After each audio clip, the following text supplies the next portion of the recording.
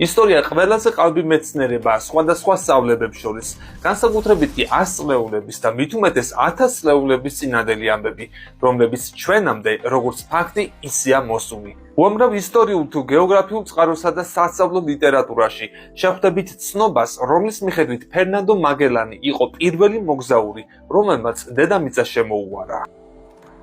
რამდენადაც საწყენი არ უნდა იყოს ეს გადმოცემა, არის უბრალოდ დიდი ტყუილი, რომელიც რა თქმა უნდა სიმართლის ნაწილს შეიცავს.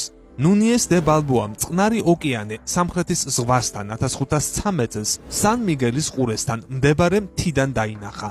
ამ ინფორმაციაზე დაყრდნობით მაგელანმა მოლუკის კუნძულებზე ზღვით მისვლის გეგმა შეიმუშავა.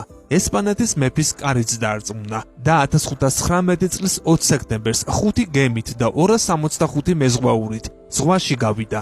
ამერიკამდე სწრაფად მივიდნენ, მაგრამ ოკეანეს შორის გასასვლელის მოძებნა ადვილი არ იყო. ბოლოს აღმოაჩინეს სრუტე, რომელიც ძალიან ვიწრო და კლდოვანი აღმოჩნდა. სრუტის მეორე მხარეს მხოლოდ 2 გემი გავიდა, ვიქტორია და ტრინიდადი. ფერნანდო მაგელანი ფილიპინებზე ადგილობრივ ტომებს შორის ომში ჩაება და სასიკვდილოდ დაიჭრა, ხოლო ესპანელები სამშობლოში 1522 წლის სექტემბერში 1 გემით და 18 კაციანი ეკიპაჟით დაბრუნდნენ, რომლის კაპიტანი ხუან სებასტიან ელკანო იყო, კაცი, რომელმაც დედამიწას რეალურად შემოუარა. კიდევ ერთი ისტორიულ გეოგრაფიული შეცდომა, ანდაც გნებავთ ტყუილი, არის ის მოსაზრება თუ მტკიცებულება, რომ ქრისტეფორე კოლუმბმა ამერიკა აღმოაჩინა. ევროპელებიდან პირველი, ვინც ჩრდილოეთ ამერიკის მიწაზე ფეხი დადგა, სკანდინავიელი მეზღვაური ლეიფ ერიქსონი იყო და ეს დაახლოებით 1000 წელს მოხდა. ის დასავლეთით 35 კაციანი ეკიპაჟით გაემგზავრა და კიდევ უფრო ადრე ამერიკაში ეგვიპტელები იყვნენ. ცოტა ხნის წინ მეცნიერებმა ძველ ეგვიპტელებს და ინდიელებს შორის კონტაქტის კვალს მიაგნეს. მეცნიერებმა ეგვიპტის ფარაონთა 21 დინასტიის მუმიებში ნარკოტიკული ნივთიერებების, კოკაინის, ჰაშიშის და თამბაქოს კვალი აღმოაჩინეს. ეს დინასტია 1069-945 წლებში არსებობდა.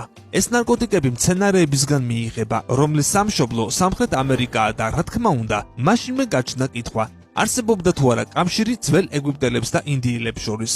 და თუ არ არსებობდა, მაშინ ვიღაც უნდა ყოფილიყო, ვინც ეგვიპტეს ნარკოტიკებით მოამარაგებდა. ცნობილია, რომ ახალი სამყაროს აღმოჩენა 1492 წელს მოხდა. სწორედ მაშინ გაჩნდა ევროპაში კარტოფილი, თამბაქო და სხვა მცენარეები. გამოდის, რომ კოლუმბის მიერ ამერიკის აღმოჩენამდე დიდი ხნით ადრე ეგვიპტელები კოკაინს და თამბაქოს მოიხმარდნენ.